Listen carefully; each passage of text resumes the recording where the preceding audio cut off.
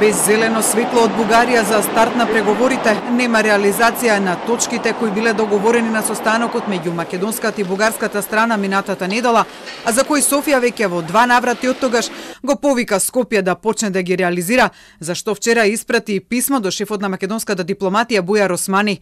Токму пак инсистирањето на Бугарија на реализација на 5 точки договорени во Софија на 17 јуни за Османи е позитивен сигнал.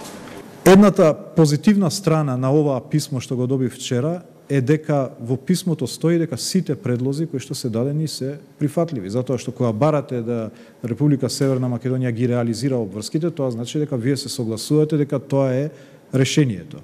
Индикација е писмото дека патоказот не е дефиниран.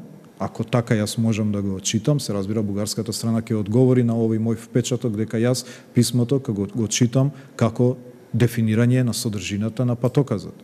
Но негативно според Османи е што писмото од Софија стигнало по одржувањето на Европскиот совет и бугарското повторено не заземјава, односно реализацијата на договореното е условено со давање зелено светло од Бугарија за старт на преговорите за Македонија.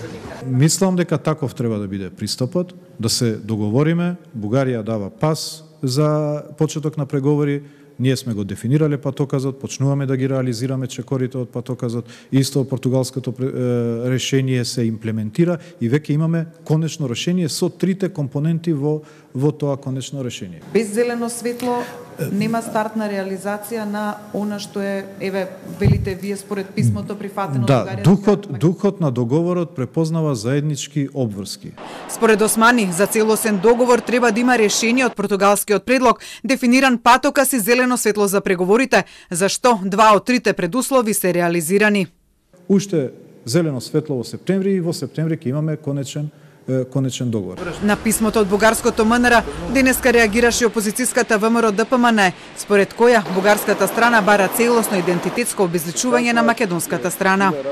Но воедно, она што нас не загрижува и она што е многу позапрепастувачко е тоа што нема демант ниту од Заев, ниту од останатите, дека зборел на состаноци бугарскиот и македонскиот народ биле исти или со сличен јазик.